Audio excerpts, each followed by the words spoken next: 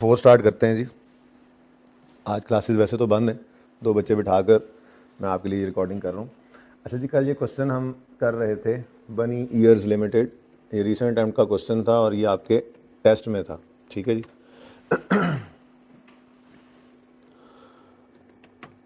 Okay अच्छा जी, इस question के अंदर मैंने 2-3 बातें की थी, जिसके ऊपर फिर R&D करने के बाद मैंने कुछ चेंजेस की हैं उस बात के अंदर जो कल हमने की थी। तो फिर मैंने यही सोचा कि ये क्वेश्चन दोबारा ही कर लेते हैं, ठीक है, और क्विकली कर लेते हैं। बाकी जो 2-3 बातें थी उनके ऊपर फिर जो लॉजिकल डिसीजन मेरा बना है, ठीक है, उसको भी मैं आपसे डिस्कस करता चलूँगा, ठीक है जी। अच्छा जी, एक्सट्रैक्ट्स बनाने थे हमने, ये मैंने कुछ कल वाली वर्किंग्स करके रखी हुई हैं। रिसीट पेमेंट स्केजुअल शायद इसी तरह ही बना था बोर्ड के, ठीक है, और इससे आगे बस यकम जुलाई वाली पेमेंट लिखी नहीं है, आपको पता है उसकी ज़रूरत नहीं होती क्योंकि 30 जून पे बिल्डिंग कंप्लीट हो गई थी। फिर एवरेज कैपिटलाइजेशन रेट हमने निकाला था सिर्फ 2020 के लिए। उसकी वजह ये थी कि 2019 में तो लोन ही जनरल सिर्फ एक था, ऐसा ही है। उसके बाद एक्सट्रैक्ट्स बनाए थे हमने, ये मैंने खाली रखे हैं ताकि क्विकली हम इनको दोबारा बना लें और ये रिवीजन के अंदर बात आ जाए, ठीक है जी। बाकी ये कुछ वर्किंग्स हुई थी, तो ये सारी वर्किंग्स ही मैंने लिख दी हैं, क्विकली इनको डिस्कस करते चले जाएंगे, ठीक हो गया जी। सबसे पहले बात अब करते हैं, तरतीब से ही चलते हैं लैंड की। ऑन यकम January 2019 government allotted a piece of land to Bell subject to conditions that Bell will establish a factory building on it. The land was recorded at its fair value of 100 million. क्या entry की थी जी हमने इसकी? Cash debit sorry cash नहीं, government ने free of cost ये allot किया हुआ है लैंड का, ठीक है ना जी, पीस ऑफ लैंड अलॉट किया था, तो फेयर वैल्यू पे उसको इन्होंने रिकॉर्ड किया। तो लैंड डेबिट और डेफर्ड ग्रांट क्रेडिट की थी हमने, ठीक है जी। तो नॉन करंट एसेट्स के अंदर लैंड आ गया था जी, कितना? 100 का, ठीक है। और उसके बाद नॉन करंट लाइबिलिटीज़ के अंदर, इसके बाद हमारे पास क्या आना है जी? एक प्लांट आना है और एक बिल्डिंग आनी है, चलो ठीक है। नॉन करंट लाइबिलिटीज़ में एक डेफर्ड ग्रांट आई थी और ये लैंड रिलेटेड ग्रांट है, तो निशानी के लिए हमने ऐसे लिख लिया। अच्छा जी, अब लैंड ने तो डेप्रिशिएट होना नहीं है, इसलिए जो 100 के ऊपर लैंड रिकॉर्ड किया ये अगले साल भी एज इट इज़ 100 पे आ जाना है, ठीक है। इसका पूरा ट्रीटमेंट कर लेते हैं, उसके बाद अगली ग्रांट पे मूव करेंगे, ठीक है। अब अगली बारी आती है ग्रांट की, जो लैंड की मद में ग्रांट आई थी और हमने उसको क्या बना लिया है? लाइबिलिटी। फिलहाल मैं इसको नॉन करंट में रख रहा हूँ, करंट में आपने कर लेना है, कोई मसला नहीं, ठीक है। अच्छा, अब ये जो लैंड की ग्रांट है, इससे रिलेटेड कल हमारे पास हमारी बहस ये हुई थी, कुछ बच्चों ने ये कहा था कि गवर्नमेंट ने बिल्डिंग बनाने के लिए ये लैंड दिया है, तो जब 30 जून 20 पर बिल्डिंग कंप्लीट हो गई है तो इसको इनकम बना लें, ठीक है। ये तो खैर हमने कंक्लूड कर लिया था कल लेकिन फिर कल जाके काफ़ी ज़्यादा रिसर्च एंड डेवलपमेंट जिसको कहते हैं वो करने के बाद मैं IS-20 को खंगालने के बाद इस नतीजे पे पहुंचा हूँ, ठीक है, कि IS-20 की जो थीम है बेसिक, वो कंडीशंस की बेस पे ग्रांट को इनकम बनाना है ही नहीं। बेसिकली IS-20 का जो थीम मेरे सामने आ रहा था, ठीक है जी, वो ये है कि मैचिंग कॉन्सेप्ट को फॉलो किया जाए। मैचिंग कॉन्सेप्ट का मतलब क्या है? ग्रांट जिस खर्चे की मद में आई है, जैसे जैसे वो खर्चा एक्सपेंस आउट हो वैसे वैसे इनकम जो है, ग्रांट जो है वो इनकम में जाए, ठीक है। मतलब कि अगर हम, बल्कि आगे जाके प्लांट में डिस्कस करते हैं, क्योंकि प्लांट में मैंने 4 साल के ऊपर उसको एमोटाइज किया था, लेकिन उसको 10 साल पे करेंगे हम। उसकी लॉजिकल रीजनिंग भी यही मैचिंग कॉन्सेप्ट था। काफ़ी टाइम लगा मुझे, खैर मैंने काफ़ी मशवरा भी किया और रिसर्च भी इस पर की। तो जो बेसिक थीम मेरे सामने जो आया गवर्नमेंट ग्रांट का, बहरहाल अच्छा हो गया, कंक्लूजन बहुत अच्छा ड्रॉ हो जाएगा हमारा। वो बेसिक थीम जो है वो मैचिंग कॉन्सेप्ट है। उसी की बेस के ऊपर हम बिल्डिंग बनने के ऊपर इस सारी ग्रांट को इनकम नहीं बना रहे, बल्कि हम ये कह रहे हैं ये ग्रांट किस खर्चे की मद में मिली थी। खर्चा ही हो गया ना, लेकिन फिक्स एसेट भी एक खर्चा होता है, बस उसको हम एक दफ़ा एसेट बनाकर आहिस्ता आहिस्ता खर्चा बना रहे होते हैं। और जो एक्सपेंस प्रॉफिट एंड लॉस में जाता है वो एकदम से खर्चा बना लेते हैं। होता तो ये भी खर्चा ही है, हमारे जेब से पैसे निकले, हमने ये एसेट खरीदा, हमारे जेब से पैसे निकले एसी खरीद के लगा दिया।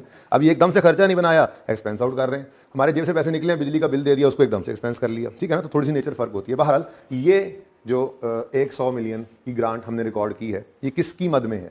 ये इस फैक्ट्री बिल्डिंग की मद में, ठीक है। ये ग्रांट इस खर्चे की मद में है, बोलो। तो जैसे जैसे इस खर्चे ने एक्सपेंस आउट होना है वैसे वैसे इस ग्रांट को हम इनकम बनाते चले जाएंगे, ठीक है। तो इसका मतलब ये हुआ कि ये डेफर्ड ग्रांट जो है, जिसकी हमने एंट्री की थी 2009 में, ये एंट्री 2009 में, सॉरी 2019 में की है, एक मिनट, 2019 में हमने इसकी एंट्री की, लैंड डेबिट ग्रांट क्रेडिट, ठीक है जी। लेकिन इसमें से कुछ भी इनकम में लेकर नहीं गए, क्योंकि 2019 के अंदर बिल्डिंग बनी ही नहीं थी। जब तक वो बनेगी नहीं, कल ये काम किया था, ठीक है, जब तक बिल्डिंग बनेगी नहीं तब तक इसको इनकम में ले जाने की इजाज़त नहीं। इसीलिए अगर आप यहाँ पर देखें तो ना तो डेप्रीसिएशन आ रही है बिल्डिंग की, फैक्ट्री बिल्डिंग की, मैं सिर्फ बिल्डिंग लिख दूँ ना, तो बोलो, ना तो फैक्ट्री बिल्डिंग की आपकी 2019 के अंदर कोई डेप्रीसिएशन आ रही है, ओके, और ना ही कोई ग्रांट आपकी इनकम बन रही है। इसलिए मैं यहाँ पर रख रहा हूँ इसको सिर्फ 2020, और इसी की रिलेटेड ग्रांट है जो ग्रांट इनकम बनेगी।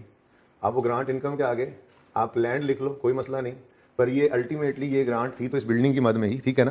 तो इसको भी मैं 2019 में कुछ नहीं कर रहा, बल्कि 2020 ही इसके लिए भी मैं लिख रहा हूँ, ओके। क्या मतलब, जब बिल्डिंग बनेगी और डेप्रीशिएट होगी, ठीक है, तो ये ग्रांट भी इनकम बनती जाएगी। क्लियर होगी ये बात? चले, अब ये तो कहानी होगी ख़त्म। अब अगली बात करते हैं प्लांट की।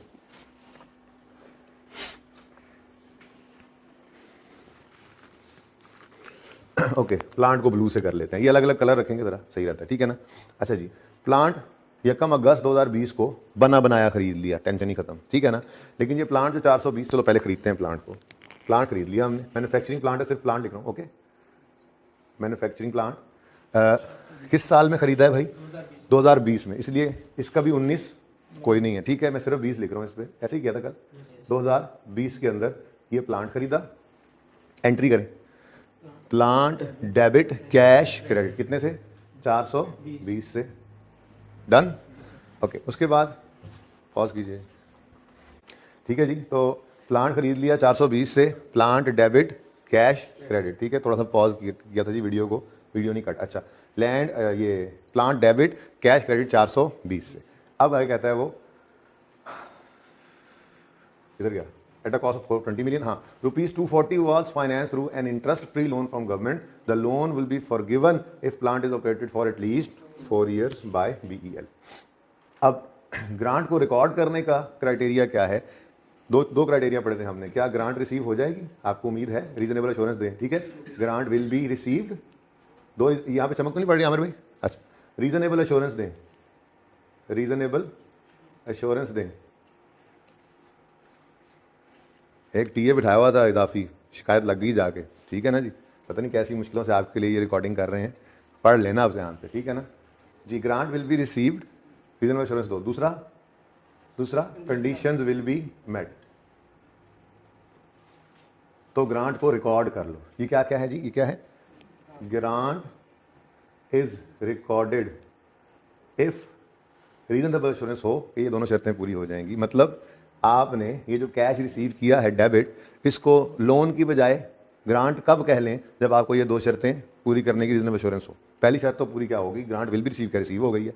अच्छा, आपको नहीं, ये तो लोन रिसीव हुआ है, ठीक है, कंडीशंस जो अटैच्ड हैं, रीजनेबल एश्योरेंस दे सकते हो कि वो मीट हो जाएंगी। तो भाई अगर सवाल खामोश है तो बिल्कुल हमें ये उम्मीद होती है कि ये प्लांट की मद में आया, प्लांट भी ले लिया है, तो हम ये कंडीशंस मीट करेंगे और इंशाल्लाह ये फॉरगिवनेस हम अचीव कर लेंगे। तो इसलिए ग्रांट को तो रिकॉर्ड करना है आज, ठीक है। तो ग्रांट रिकॉर्ड करेंगे, बोलो, कैश डेबिट और फॉरगिवेबल लोन। डेफर्ड ग्रांट, ये तो डेफर्ड ग्रांट ही है ना, ये भी डेफर्ड ग्रांट, लेकिन है कौन सी? ओ सॉरी, 2020 की जगह छोड़ दें इसकी, लैंड 2020 में भी आना है, ऐसे ही है ना, लिख लेते हैं ऐसे ही 2020। हम भाई आवाज़ सही आ रही होगी? हाँ, खाली क्लास है ना, खाली क्लास है, सुकून से बोल रहा हूँ। अच्छा, लेकिन मिस कर रहा हूँ आप लोगों को मैं। अच्छा जी, क्या है? डेफर्ड ग्रांट, लेकिन ये कौन सी ग्रांट है जी? फॉरगिवेबल लोन लिख लो, प्लांट की मद में लिख लें, प्लांट लिख लें या फॉरगिवेबल लोन लिख लें, जो मर्जी लिख लो, चलो फॉरगिवेबल लोन दरअसल ये है, ठीक है ना, लेकिन ये है किसकी मद में? प्लांट की मद, ठीक है ना। इस तरह से बढ़ा के बात लिखी। अब ये किस साल में आया है? 2020। ये 2020 में ही आया, तो 19 तो है ही नहीं, शुक्र है जान छूट गई। अब जरा एंट्री कर लें जी, एंट्रीज करने की जरूरत नहीं, टाइम ज़ाया होता है उसमें, ठीक है ना, डायरेक्ट करें। ओके जी, cash debit forgivable loan credit 240, ठीक हो गया जी, डन। अब जैसे मैंने आपको अर्ज किया कि IS-20 का थीम जो है वो मेरी बात से अपोजिट था। तो मैं देखे यार, एक बात होती है, अब आज तो हो रही है रिकॉर्डिंग, ऑनलाइन वाले तो ख़ास तौर पे, सादा सी बात है, कल वाली क्लास की रिकॉर्डिंग की बजाय यही वाली रिकॉर्डिंग आपको दे दी जाए, ठीक है ना। लेकिन एक चीज़ होती है, आप लोगों का एतमाद, मैंने कह दिया आपने मान लिया, अब अगर कोई चीज़ गलत है तो फिर मेरी तरफ से बाइंडिंग ये बनता है कि मैं उसको सही करवाऊँ, ठीक है, ना कि मैं कोई गोली कराऊँ, ठीक है ना। तो इसलिए मेरी तरतीब यही है, जो चीज़ मेरे से गलत तो नहीं, खैर अपना एक ओपिनियन होता है, वो फॉर्म हो और उसमें कोई चेंज आए तो मैं अगले दिन, ये मेरे साथ जो बच्चे पढ़ते आ रहे हैं रूटीन यही है, मैं बता दिया करता हूँ, ठीक है ना। तो बहरहाल कल मैंने आप लोगों से ये कहा था कि हमारी कंडीशन तो चौथे साल मीट हो गई है, अब 5वें साल में ग्रांट ने रीपे तो नहीं होना, इसलिए 4 साल पे इनकम बनाए, ठीक है। लॉजिकल तो लग रही थी बात, लेकिन जब आप लोगों में से सवाल उठे तो जहन के अंदर मेरे भी सवाल पैदा हुए। अब मैंने जाकर सीनियर से भी मशवरा किया, स्टैंडर्ड्स को भी खोल कर देखा, तो मुझे जो बेसिक थीम नज़र आया ना, उसमें कहीं पे ये देखा ही नहीं मैंने कि वो कह रहा हो कि हम कंडीशंस मीट होने पर ग्रांट बनाते हैं, यानी कि जैसे जैसे कंडीशन, बेसिक थीम ये नहीं था। बोलने के लिए बंदा बोल देता है, लेकिन मिसाल के तौर पर कोई अनकंडीशनल ग्रांट है, क्या मतलब, आप ये प्लान ले लो, ये उसके लिए पैसे ले लो, साथ गवर्नमेंट ने कोई कंडीशन नहीं लगाई, तो क्या करें, जिस दिन प्लान लिया सारी इनकम बना ले, ऐसा तो एसेट रिलेटेड ग्रांट तो फिर खत्म होगी कहानी, बात समझ रहे हो ना। लेकिन हम क्या करते थे, सवालों के अंदर नहीं लिखा होता था, सवालों के अंदर ऐसी बात, रीपेमेंट वाले सवाल में पहली बार देखी थी हमने, बासित वाले सवाल में, उससे पहले तो जितनी एग्जाम्पल्स, इतने क्वेश्चन किए, हम कहते थे जी फलां काम करना है, ये एसेट खरीदना है, गवर्नमेंट ने कहा ये पैसे माइत्रों से पकड़ लो। अब ऐसी कोई बात नहीं होती थी कि कोई 4 साल इस्तेमाल करो, 10 साल करो। अब वो ग्रांट जैसे ही मिल गई, प्लांट भी खरीद लिया, कंडीशन तो मीट हो गई, तो फिर कहानी खत्म, इनकम बना ले। लेकिन हम क्या करते थे, हम जिस खर्चे की मद में वो ग्रांट आई होती थी, जैसे जैसे वो खर्चा एक्सपेंस आउट कर रहे होते थे, उसका पैटर्न सेम हम फॉलो करते थे। और ये बात मुझे बच्चों ने कल कही भी थी कि आपने पहले कहा तो था, अब आज क्यों उससे मुड़ रहे हैं, तो भाई ठीक है जी, उससे मैं रुजू करता हूँ, वो मेरी गलती थी, ठीक है, ओके। तो IAS 20 का बेसिक थीम क्या है, IAS 20 का बेसिक थीम ये है कि वाइल एमर्टाइजिंग ग्रांट, एमर्टाइजिंग मतलब पता है ना, ट्रांसफरिंग लाइबिलिटी, यानी डेफर्ड लाइबिलिटी टू एमर्टाइजेशन का। यार यहाँ पे चमक तो नहीं पड़ रही आमिर भाई, यहाँ पे चमक यहाँ पे पड़ती है, यहाँ, अच्छा जी। एमर्टाइजिंग का मतलब क्या है जी, कि क्या कह रहा था मैं, डेफर्ड ग्रांट को इनकम बनाना, ठीक है ना। तो ट्रांसफरिंग डेफर्ड ग्रांट यानी liability to profit and loss account as income, ये कॉन्सेप्ट है ना, एमर्टाइजिंग इसी कहते हैं, ठीक है ना। तो अच्छा, IAS 20 का बेसिक थीम क्या है जी, जब ग्रांट्स हों जो कि डेफर्ड लाइबिलिटी हमने बनाई हो, while amortizing those grants, matching concept applies, ठीक है ना जी। कोशिश ये करता है IAS 20 कि मैचिंग कॉन्सेप्ट अप्लाई हो, ठीक है ना। अब कल वाली बात क्या थी, 4 साल पे एमर्टाइज कर दो, लेकिन भाई नहीं, ये देखना है कि ये जो ग्रांट हमें मिली थी, ये किस खर्चे की मद में मिली है। ये जो ग्रांट हमें मिली है, ये 240 की जो ग्रांट हमें मिली है, ये किस खर्चे की मद में मिली है, इस मैन्युफैक्चरिंग प्लांट की मद में। तो फिर जैसे जैसे ये प्लांट एक्सपेंस आउट हो, सेम पैटर्न के ऊपर हमें ग्रांट को भी जो है वो एमर्टाइज करना चाहिए, ठीक है। करेक्शन होगी, करेक्शन, चलो ICAP जाने से पहले पहले हो जाना जरूरी होती है। तो क्या चीज़ कर रहे हैं हम, मैन्युफैक्चरिंग प्लांट, तो प्लांट की डेप्रिसिएशन, ये इस तरह मैंने कर दिया है, कोई मसला नहीं है, एक्सपेंस इनकम, खैर एक्सट्रैक्ट्स जो है अलग करने की जरूरत नहीं है, अलग करना हो तो कर लो, फिर ऊपर एक्सपेंसेस की एडिंग, नीचे इनकम्स की, लेकिन ऐसे सही चल रहा है, मैंने कलर्स डिफरेंट कर लिए, आप जैसे मर्जी कर लें, ठीक है। तो डेप्रिसिएशन ऑफ प्लांट, कब आया प्लांट, 2020 में, चलो शुक्र है। अब प्लांट 2019 में इसकी डेप्रिसिएशन नहीं है, ठीक है, और 2020 के अंदर ये प्लांट 420 का आया था, लाइफ इसकी कितनी थी, 10 साल, और कितने महीने चला, यकम अगस्त को आया था, यकम अगस्त, तो अगस्त, सितंबर, अक्टूबर, नवंबर, दिसंबर, कितने महीने जी, 5/12 जी। कितनी आगे डेप्रिसिएशन, 17.5, ठीक है जी। ये डेप्रिसिएशन एक्सपेंस आ गया, डबल एंट्री पूरी करते हैं, depreciation expense debit, accumulated depreciation credit, 17.5 से, और प्लांट कितने पे आ गया, 402.5, ये तो हमारा सेम ही, ठीक है ना, इसमें तो कोई फर्क नहीं है। नेक्स्ट थिंग इज, जो हमारी ग्रांट इनकम है, ग्रांट इनकम प्लांट से रिलेटेड, वही फॉरगिवेबल लोन, दोबारा लिखने की जरूरत है, बस ठीक है जी। ये भी 2020 के अंदर 240 है, और ये देखें, ये कल से चेंज है जी, कल मैंने यहाँ पे डिवाइड बाय 4 किया था, ठीक है, तो 5/12 तो वैसे ही, तो सिर्फ रेड वो कर रहा हूँ जो हमने कल किया था, एक कंक्लूजन ड्रॉ, लेकिन आज वो चेंज कर लिया, ठीक है, समझ आ गई बात। बेसिक थीम क्या है यार, ये मैं ब्लू से क्यों कर रहा हूँ और ब्लैक से क्यों, गड़बड़ हो जाएगी ना। ब्लैक तो ऊपर पड़ा है, अभी रेड ने भी आना था वैसे, लेकिन चले यहाँ पे तो चेंज आ जाएगा ना, 5/12। बेसिक थीम है मैचिंग कॉन्सेप्ट। जिस खर्चे की मद में ये ग्रांट आई है, जैसे जैसे उसको एक्सपेंस को खत्म करना, एक्सपेंस को प्रॉफिट एंड लॉस में जाना है, उसी सेम पैटर्न के ऊपर, इवन मैं तो यूं कहूँगा, बल्कि चले यूं कहने को भी रहने दें, वो देखते हैं आगे, ठीक है। तो सेम पैटर्न को फॉलो करना है, मैचिंग कॉन्सेप्ट कोशिश करनी है कि वो अप्लाई हो। तो ग्रांट इनकम में कितना जाएगा? 10 देख ले, 240/10, 24 आ गया इंटू 5/12, 10 एग्जैक्ट। ये 10 चला गया इनकम में। अब डबल एंट्री करो, deferred grant debit, deferred grant debit और ग्रांट इनकम क्रेडिट। तो ग्रांट कितनी आ गई? 230। अच्छा सॉरी, ये 2010 है, 2000 सॉरी 230।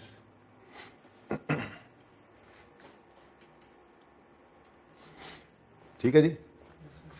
रिलेटेड इनकम एक्सपेंस साथ साथ नजर भी आ रहे हैं इस तरह से कलर के साथ। एक फायदा ये भी हो गया, मैचिंग कॉन्सेप्ट। ओके, हाँ जी, यहाँ तक को मसला। अब बिल्डिंग की तरफ आते हैं। ये मिटा रहा हूँ थोड़ा सा, बल्कि इसको मिटाए बगैर भी शायद काम चल ही, आगे ये चीज़ें भी लिखी है।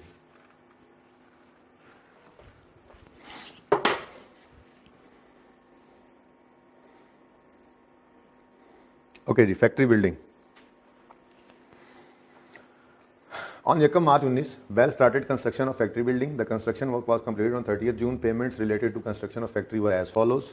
और ये कंस्ट्रक्शन पेमेंट्स हैं, इनको हमने एसिड की कॉस्ट के अंदर ऐड कर लिया था, वो काम तो कर लें।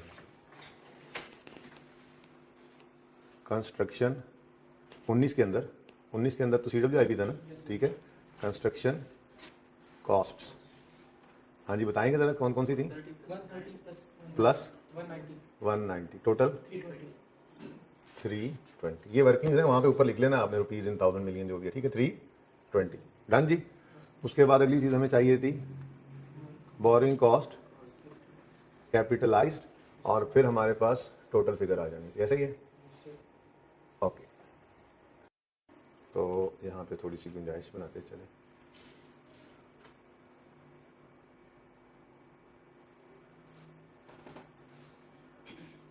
वर्किंग 3 था ना, यहाँ पर ओपनिंग आएगा। ओपनिंग क्या आएगा जी? ये एज इट इज, ठीक है ना, इसको भूलना नहीं है। और उसके बाद फिर हमने कंस्ट्रक्शन कॉस्ट्स लिख लेनी है। जो आसान काम हो तो कर लें, डिस्कशन वाला नहीं है। जो कल से चेंज है बस उसी को देखेंगे जी। 180 प्लस 100 280 आ गया, ठीक है। ठीक है जी। उसके बाद यहाँ पे भी क्या आएगा जी? Borrowing cost capitalized, okay.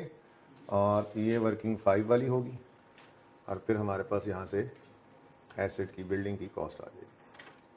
असल में जगह बनाना चाह रहा था मैं, इसलिए ये लिख किया चीज़ें। Borrowing cost to be capitalised. Working सारी ब्लैक में, सिर्फ प्रेजेंटेशन यहाँ पे ना मैंने इस तरह से कर देंगे, ठीक है ना, ओके।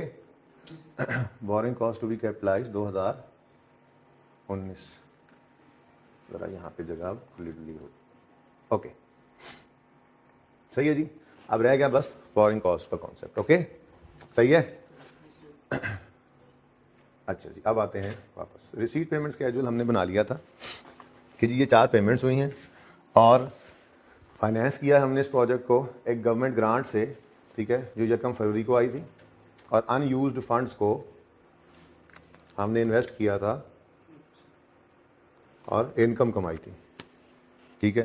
अच्छा, रिसीट पेमेंट बनाया था, स्पेसिफिक लोन कोई नहीं था, ठीक है। गवर्नमेंट ग्रांट यकम फरवरी को आई, ग्रांट रिसीव 200 का बैलेंस इन्वेस्ट होगा यकम फरवरी 19 को। यकम मार्च तक ये पूरा इन्वेस्टेड रहेगा, फिर 130 की पेमेंट के बाद ये 70 रह जाएगा, और ये 70 इन्वेस्ट होगा यकम मार्च को। मार्च, अप्रैल, मई, जून, जुलाई, बस 5 महीने, ठीक है। तो 1 महीना इस 200 ने इन्वेस्टेड रहना था, ऐसे ही किया था ना, और 5 महीने इस 70 ने इन्वेस्टेड रहना था, ठीक है। अच्छा, अब यहाँ पे दूसरी लड़ाई, यहाँ पे मैंने कुछ इस तरह की बात की थी कि investment income from government grant, ऐसे ही है बोलो। और जो 70 था इंटू 5/12, सॉरी 70 इंटू 8% इंटू 5/12 कितना आया था? 2.3। मैंने कहा था इसको माइनस कर देंगे, ठीक है। उसके बाद अगली बात चलें देख लेते हैं, ठीक है। अगली बात आई थी यहाँ पर, चलें वो जनरल लोन की तरफ चले गए, पहले फ़र्क की बात कर लें। अब इस इन्वेस्टमेंट इनकम को भी बोरिंग कॉस्ट में से माइनस नहीं करना चाहिए, ये भी कंक्लूजन मैंने कल ड्रॉ किया। अब इसकी बात सुन लें। देखें, हमने जनरल फंड से बोरोइंग कॉस्ट निकालनी होती है। निकालते क्यों हैं? हम ये कहते हैं कि जी यार देखो, ये पैसे अगर यहाँ इस्तेमाल ना होते तो कहीं और इस्तेमाल हो जाते, ठीक है। अब कहीं और इस्तेमाल ना होने की वजह से अपॉर्चुनिटी कॉस्ट का कॉन्सेप्ट है, इस पे आप इंटरेस्ट जो बैंक को पे करना है एसिडी कॉस्ट में ऐड कर दो, ठीक है। इन्वेस्टमेंट इनकम का कॉन्सेप्ट हम जनरल लोन पे नहीं लाते थे। ऐसे ही इक्विटी भी हमारे पास अगर पड़ी होती थी ओनर्स की आकर, हम उसको भी इन्वेस्ट नहीं करते थे, ठीक है। गवर्नमेंट ग्रांट को भी हम उसी तरह से इन्वेस्ट करने की तरफ नहीं जा रहे, यानी इन्वेस्ट तो करेंगे लेकिन बोरिंग कॉस्ट में से माइनस करने की इजाज़त इसकी क्यों नहीं मुझे नज़र आ रही थी, उसकी वजह सुनिए आप। देखिए, मिसाल के तौर पे हमारे पास घर में कुछ बचपन से पैसे इकट्ठे किए थे हमने कि हम ये बिल्डिंग बनाएंगे, ये पैसे भी पड़े हुए थे, ठीक है। अब ये पैसों के ऊपर क्या कॉस्ट पे कर रहे हैं हम? कोई कॉस्ट नहीं पे कर रहे। जब कोई इंटरेस्ट कॉस्ट पे नहीं कर रहे तो इनको जहां मर्जी इन्वेस्ट करते रहें, हमें उसकी इन्वेस्टमेंट इनकम भी बोरिंग कॉस्ट में से माइनस करने की इजाज़त नहीं। ऐसे ही इक्विटी आई, पड़े हैं पैसे, कोई कॉस्ट पे नहीं कर रहे। अच्छा, फिर जनरल लोन आया, आपने कहा हाँ इस पे तो कॉस्ट पे कर रहे हैं, लेकिन मैंने आपको अर्ज किया कि क्या हम जनरल लोन के सारे का सारा इंटरेस्ट एसिडी कॉस्ट में ऐड करते थे? नहीं करते थे, सिर्फ पेमेंट को पकड़ते थे और डेट ऑफ पेमेंट से सिचुएशन तक कर देते थे। अब इन्वेस्टमेंट इनकम को माइनस करने की इजाजत क्यों दी गई? क्योंकि जब हमने स्पेसिफिक लोन की इन्वेस्टमेंट, क्योंकि जब हमने स्पेसिफिक लोन लिया तो लोन का सारा इंटरेस्ट हमने उठाया, चाहे उसमें सारा इस्तेमाल हुआ या नहीं हुआ, सारे का सारा इंटरेस्ट उठाया, एसिडी कॉस्ट में ऐड कर दिया। जब उसका सारा इंटरेस्ट एसिडी कॉस्ट में ऐड हो गया तो फिर IAS 23 ने ये गुंजाइश दी। IAS 23 को खंगालने के बाद मुझे ये पता चला, ठीक है ना, ठीक है भाई, उस्ताद भी सीख रहा होता है, ठीक है ना। IAS 23 को खंगालने के बाद इसी नतीजे पहुंचा कि जो बात पहले की हुई थी कि भाई किसी और चीज के ऊपर इन्वेस्टमेंट का कॉन्सेप्ट नहीं है, वो जनरल लोन पे भी नहीं लगता था, वो इक्विटी पे नहीं लगता था। आज पता लग गया हमें कि वो गवर्नमेंट ग्रांट पे भी नहीं लगेगा। इन्वेस्टमेंट इनकम को माइनस करने की इजाजत की शक्ल सिर्फ यही बनती है कि जब हमने लोन लिया, उस लोन का पूरा इंटरेस्ट, सारे का सारा इंटरेस्ट एसिड कॉस्ट में ऐड किया। तो इसी वजह से ये प्रोविजन स्टैंडर्ड हमें दी कि फिर इस स्पेसिफिक लोन में से अगर कुछ सरप्लस बचा है, क्योंकि आपने इसका पूरा लोन कहीं और नहीं रखा, सारे का सारा एसिड कॉस्ट में ऐड किया है लोन का इंटरेस्ट, तो फिर इसकी सरप्लस की अगर इन्वेस्टमेंट आपने की है और वो इन्वेस्टमेंट पे इनकम आई है, तो सिर्फ उस इनकम को एसिड की कॉस्ट में ऐड करने वाले इंटरेस्ट में से माइनस कर दो, यानी नेट कर लो। इसके अलावा हमने कहा जनरल लोन, उसने कहा जनरल लोन का सारा इंटरेस्ट तुमने एसिड कॉस्ट में ऐड किया है? नहीं किया, तो फिर उसकी अगर उसको इन्वेस्ट कहीं करते भी हो तो हमें उसकी परवाह नहीं है। भाई इक्विटी की आपने कॉस्ट ऐड की थी, भाई वो तो बोरोइंग ही नहीं थी। बल्कि इसको इस तरह से ज्यादा अच्छा याद रखा जा सकता है कि जैसे मैंने कहा था, जब इक्विटी बोरिंग ही नहीं है तो उसकी कॉस्ट बोरिंग कॉस्ट भी नहीं, ग्रांट भी बोरोइंग नहीं है तो इसकी बोरिंग कॉस्ट थी नहीं, इन्वेस्टमेंट इनकम भी नहीं होनी चाहिए थी। General loan is a borrowing, लेकिन उसमें मसला क्या था, हम पूरा लोन उठाकर इंटरेस्ट, पूरे लोन का इंटरेस्ट सारे साल का एसिडी कॉस्ट में ऐड करते नहीं थे, इसलिए उसकी इन्वेस्टमेंट इनकम माइनस करने की इजाजत नहीं थी। तो ले दे के रह गया क्या? स्पेसिफिक लोन चूंकि सारे का सारा, एक तो बोरोइंग भी है, दूसरा उसका सारा इंटरेस्ट हमने उठा के एसिड कॉस्ट में ऐड किया हुआ था, तो फिर सिर्फ उसके सरप्लस फंड्स की इन्वेस्टमेंट इनकम को एसिड कॉस्ट में से माइनस करने की इजाजत थी। आप उसको इनकम मत बनाओ, एसिड कॉस्ट में से माइनस कर लो। तो कंक्लूड होगी बात। इसका मतलब ये जो इन्वेस्टमेंट इनकम हमने निकालनी है, चाहे 1 महीने की है चाहे 5 महीने की, ये सारी की सारी कहां जाएगी? इनकम के अंदर, ठीक है जी। तो बिल्डिंग की बारी शुरू हो गई है, बोलो। और बिल्डिंग के ऊपर ग्रांट आई थी, तो यहां पर लिख लेता हूं रेड से, इन्वेस्टमेंट इनकम।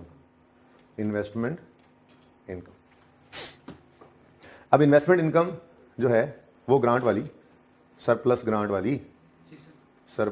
ग्रांट इन्वेस्टेड, अब आगे जगह नहीं बची, ठीक है ना। वो सिर्फ कौन से साल में आएगी? इधर देखें, ये 219 वाले साल में इन्वेस्ट हुआ 1 महीना, और ये 70 भी 19 वाले साल में इन्वेस्ट हुआ 5 महीने, ठीक है। तो 19 के साल में ही सिर्फ इस इन्वेस्टमेंट इनकम ने आना है। तो 2019, इधर देखो, सब बच्चे इधर देखो, सब क्या 2 ही हैं, 2 बच्चे इधर देखो, आप भी इधर देखो। अच्छा जी, कितना 200 8% पे इन्वेस्टेड रहा इंटू 1/12 प्लस बाकी का 70 भी 8% पर रहा 5/12। आंसर बताएं। 3.67 3.7 कर लें, 7 कर लें। लेकिन अगले साल में इसमें से कोई ग्रांट कोई इन्वेस्टमेंट ग्रांट की हुई नहीं, तो फिर यहाँ पर इनकम भी नहीं आएगी। ठीक है जी, तो भाई इसको समझ में आ गया यहाँ से क्यों निकाल दिया हमने इसको। ठीक है, चलो डन। चलिए अच्छा हो गया ना जी, एक दिन ऐसे बात होगी। अच्छा, गोली कराना बड़ा आसान होता है। गोली कराना ये था, आपने ऐसा सोचा नहीं जैसे मैंने बताया था, आपको यूँ सोचना चाहिए था भाई, लेकिन नहीं, जो मैंने सोचा था वो मैंने कल बताया और फिर आज की रिसर्च के बाद मैंने ये बताया। ठीक है, तो जो आपका एतमाद मेरे पे होगा वो क्या है, आंखें बंद करके आपने मान लिया, ये बहुत बड़ी लायबिलिटी डाल देता है बंदे के ऊपर। तो अगले दिन फिर मुझे भी उस एतमाद को इसी तरह से ही प्रेजेंट करना चाहिए कि भाई ये देखो, ये मैंने गलता किया था तो इसको सही कर लिया। ठीक है, ओके। अच्छा जी, अब जी कहानी अब तो आसान होगी, तो कुछ बचा ही नहीं। हाँ भाई, borrowing cost to be capitalise 120 किस दिन पेमेंट हुई है, किस दिन पेमेंट हुई है, 1 अगस्त को। लेकिन 19 के अंदर सिर्फ 12% था, 19 के अंदर एवरेज कैपिटलाइजेशन रेट नहीं है। ठीक है ना, तो ये 19 के अंदर 120 जो है वो 12% के हिसाब से अगस्त, सितंबर, अक्टूबर, नवंबर, दिसंबर 5 महीने, ये ऐसे ही किया था हमने। 5 महीने की बोरिंग कॉस्ट हमने ले ली थी यहाँ पर। तो interest expense on general loans, और एक ही था, एक ही पेमेंट आई थी, कितनी बोलो, 120 इंटू 12% इंटू 5/12, आंसर इज 6। अब इधर देखो, ये 6 ही टोटल है बस। ठीक है ना, कल नेट कर दिया था इसको मैंने। अच्छा, अल्टीमेटली बात वहीं पे पहुंच जाती है, अगर ये एसेट की कॉस्ट में से माइनस हो जाता, बिल्डिंग कम हो जाती, बिल्डिंग कम हो जाती तो इधर डेफिनेट एक्सपेंस बिल्डिंग का कम आता। यहाँ पे वो बिल्डिंग अब 2.3 से बढ़ गई तो एक्सपेंस बढ़ जाएगा, लेकिन दूसरी तरफ हमने इनकम इधर ही ले ली है। तो अल्टीमेटली फर्क कोई नहीं पड़ता है, आपको पता ही है। लेकिन बहरहाल रॉन्ग इज रॉन्ग। ओके, चलो जी, जगह इंप्रूव होती जा रही है। बोरिंग कॉस्ट अगले वाले साल की यहाँ पर निकाल लेंगे, borrowing cost to be capitalise. अच्छा, अगली क्लास में जाकर मैंने एंड पर ये चीज़ सही करवाई थी, यहाँ पे आप लोगों ने गौर नहीं किया, तो उस पर वो बात भी बताता हूँ। लेकिन फिलहाल इसको तो पूरा करने, 6 ऐड होगा वर्किंग फोर्स से, और ये बन जाएगा 326। ये 326 इस वक्त कैपिटल वर्क इन प्रोग्रेस है। तो इधर हमने लिखा, ओहो, capital work in progress factory building, okay. और ये वर्किंग नंबर 1 से कितना है जी, 326। लेकिन अगले साल बिल्डिंग पूरी हो जानी है, अब एंट्रीज क्या करनी है, एंट्रीज करनी है तो कर लो। जितना कंप्लीट होने पर 30 जून पे सारा इकट्ठा होगा, उसको सीरियल क्रेडिट करके बिल्डिंग में डेबिट करना ही है ना, तो बस ठीक है। यहाँ पर कुछ भी नहीं आ रहा, क्योंकि 20 में बिल्डिंग बन गई थी ना, कुछ प्रोग्रेस में नहीं पड़ा। ठीक हो गया, आगे बढ़ते हैं। अगली बात मैंने आपको ये मत भूलना, इतनी कॉस्ट तो लग चुकी है इस पर, 326। ठीक है, अब रहेगी वर्किंग 5 में इस साल की बोरिंग कॉस्ट निकालना।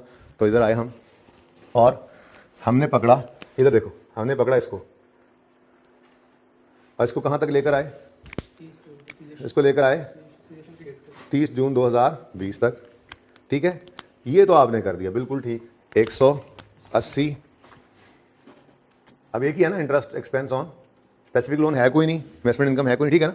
Interest expense on general loans में क्या है जी, पेमेंट क्या है, 180 की पेमेंट है, इंटू अब 12.67% है और 6/12 है। ठीक है, लेकिन एक चीज तो आप भूल ही गए, जो अगली क्लास के अंदर हमें याद थी, हमने सही कर लिया था। अब क्लास में टाइम खत्म हो गया तो जाते थे, बस ये बात ऐसी निकल गई। ये 120 डेट ऑफ पेमेंट से सिजेशन, या अगर ईयर एंड पहले आ जाए वहां तक का इंटरेस्ट कैपिटलाइज करते हैं। अब पहले साल में तो ईयर एंड यहाँ पे आ गया, इसको कैपिटलाइज कर लिया हमने, लेकिन ये 120 की पेमेंट जनरल लोन से निकली हुई तो है ना, तो ये सिजेशन तक इसको इधर से इधर भी तो लाना था, किसको, ये 120 को, ये जो यहाँ से यहाँ पड़ा था, एक दफा रोकना क्यों पड़ा, ईयर एंड आ गया था। तो CWIP में तो सिर्फ इस दिन तक की कैपिटलाइज करनी थी हमने बोरिंग कॉस्ट। ठीक है, ये कर ली हमने। अब उसके बाद जब अगला साल आया तो अगली पेमेंट तो उठा ली, लेकिन इसको भी तो सिजेशन तक लेके आना था। ठीक है, तो ये अगली क्लास के अंदर हमने लिख लिया था, बहरहाल आप भी लिख लें। 120 इंटू 12 पॉइंट, अब इस साल में रेट बदल चुका है, 67 इंटू कैपिटलाइजेशन का रेट बदल गया ना, इस साल एवरेज हो गया, इंटू 6/12। और ये 12.67 हमने किस वर्किंग में निकाला हुआ है जी, वर्किंग 6। आज मैंने लिख दिया, शायद कल वर्किंग नंबर आप क्लास में लिखा था। अब इन दोनों का टोटल बताओ, एग्जैक्ट 19 आ गया, 19.005 है, बस 19 थी। ओके जी, तो तजर्बे साबित हुआ कि आई का सोल्यूशन बिल्कुल ठीक था जी। टोटल कर दो, चेक कर लिया हमने सोल्यूशन को। 525 520 एग्जैक्ट। Yes, okay sir. लो जी, ये बिल्डिंग बन गई है, फैक्ट्री बिल्डिंग 625 सर 625 है। दे लो यार, एक बार तसल्ली कर लो। सर, तसल्ली। 625 स्टार्ट थोड़ा थोड़ा। बिल्डिंग वर्किंग नंबर 3 कितना जी? 625 625। और यहाँ पर ओ सॉरी, डेफिशिएंट हाँ इधर 2020 में ये बिल्डिंग तैयार हो गई 625, ठीक है जी। ओके, जी सर। लेकिन यहाँ पे तो कॉन्फिडेंस के साथ डैश लगा देना, यहाँ पे तो ये बिल्डिंग नहीं थी, अभी तैयार हो रही थी, ऊपर CWIP में पड़ी थी, ठीक है।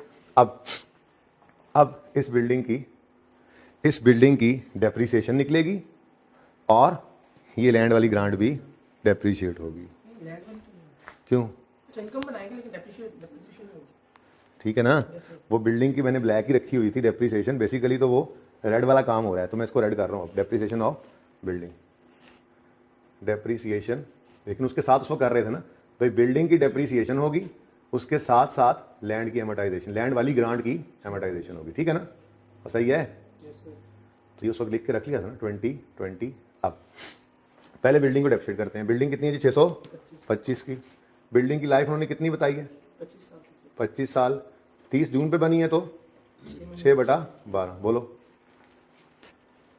2.5 हाँ 12.5 12.5 का एक्सपेंस आ गया, डेप्शन expense debit, accumulated depreciation credit बता दो 612.5, एक इशारिया तक चलते रहो, ठीक है। उसके बाद अब ये जो ग्रांट इनकम थी, डेफर्ड ग्रांट 100, ये जो पिछले साल कुछ भी नहीं हुआ था इसके साथ, ये 2020 में अब बिल्कुल ये सेम बेसिस 100 है डिवाइडेड बाय 25। क्यों? क्योंकि मैचिंग कॉन्सेप्ट है। ये वाला खर्चा इसी बिल्डिंग की मद में था, ठीक है। कंडीशंस को छोड़ो, वो तो कंक्लूड कर चुके हम। सेम बेसिस के ऊपर जिस खर्चे की मद में ये ग्रांट आई है, जैसे जैसे वो खर्चा प्रॉफिट एंड लॉस में जाए वैसे वैसे ये ग्रांट भी इनकम बने। 2 एग्जैक्ट 2 पॉजिटिव 2 आ गया। ये इन्वेंट्री पूरी कर लो। डेफर्ड ग्रांट डेबिट और ग्रांट इनकम क्रेडिट कितने से? और ये हो गया 98, ठीक है जी। और यहाँ पर कुछ भी नहीं था क्योंकि पिछले साल बिल्डिंग बनी नहीं थी, ठीक है जी। रिसीट पेमेंट की तो खैर इतनी खास जरूरत नहीं, अब हो गया है। इस एक सफ़े को पिक्चर में ले सकते हैं आप फॉर सोल्यूशन, लेकिन आपने भाई ये वर्किंग को इसी तरह से कर लेना। 200 वाली को भी क्वेश्चन मार्क लगाया था। 200 वाली की इसकी इनकम पीएनएल कल की बात है, आप लोगों की बात नहीं हो सकी थी। फैक्ट्री बिल्डिंग भाई ये 200 ग्रांट मिली थी सर। वो तो यूज़ कर ली ना हमने, ग्रांट मिली, वो इस्तेमाल होगी, कहानी ख़त्म होगी, ठीक है ना। तो एसिडी कॉस्ट का पार्ट एक तरह से बन गई है क्योंकि वो पैसे वहाँ पे इस्तेमाल हो गए।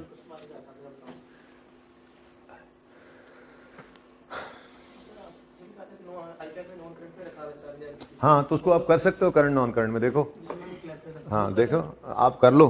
करंट लायबिलिटीज़ में क्या करोगे? करंट लायबिलिटीज़ में आप देखो इधर, आप टाइम ना वेस्ट किया करो, दोबारा से लिखो करंट मैच्योरिटी ऑफ, नहीं भाई करंट पोर्शन लिखने की जरूरत नहीं है। जब लिख दिया ना यहाँ पे, इधर देखो डेफर्ड ग्रांट लैंड, ठीक है। तो ये करंट में पड़ा है, ये नॉन करंट में पड़ा है, तो मतलब पता लग गया ना, ठीक है। अब 2019 में 2 ग्रांट्स है ना इधर, 2019 के अंदर 19 के अंदर ग्रांट आई थी ना, उस दिन हम खड़े होकर देख रहे हैं कि इसमें से 10 क्या है अगले साल इनकम बन जाना। जब ये काम हो जाए ना पूरा, तो ये मिनट ही लगता है। फिर 19 में खड़े हो, कहाँ पे? 19 में, तो देखते हो 20 के अंदर इसमें से 2 रुपये इनकम बन जाने हैं, ऐसा ही है ना। तो आपने वही वाली वर्किंग यहाँ पे शो करनी है ना, कर दो, नहीं करनी तो बल्कि डायरेक्ट उठा लो। कितना जी? 19 में 2 है तो यहाँ पे क्या आ जाएगा? 98, ठीक है, सही है, ओके। बात तो एक ही है, लेकिन अगर आईके को सोल्यूशन एकदम से मैच नहीं करेगी आपकी बात, इसलिए मैं इसको कर नहीं रहा।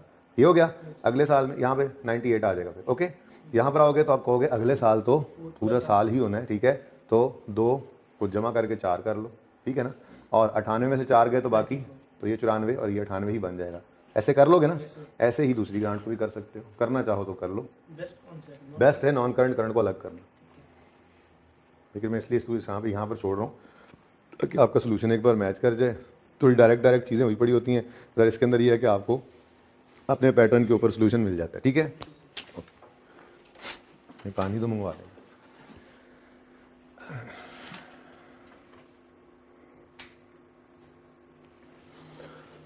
अच्छा जी,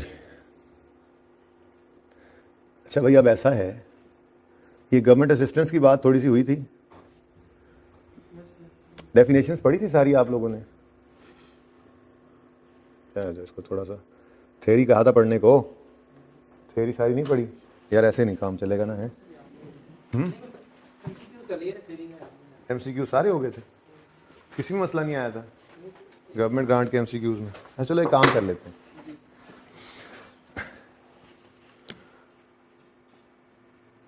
होमवर्क के अंदर आज आप इंश्योर कर लें कि एमसीक्यूज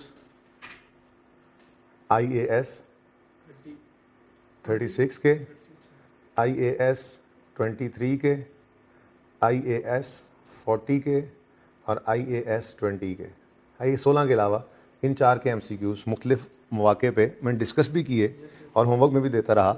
आप लोगों ने इंश्योर कर लेना है कि ये जितने एमसीक्यूज हैं हर एक एमसीक्यू आप कर लें, क्योंकि आज कोई नया होमवर्क मैं नहीं दे रहा, ठीक है ना। तो उसके बाद फिर देखेंगे 16 के साथ क्या करना है, ठीक हो गया। अच्छा, अब इस चैप्टर के अंदर गवर्नमेंट असिस्टेंस की थोड़ी सी बात की थी। देखें, ग्रांट के बारे में डिस्क्लोजर्स देने हैं और असिस्टेंस के बारे में भी डिस्क्लोजर्स देने हैं, ठीक है।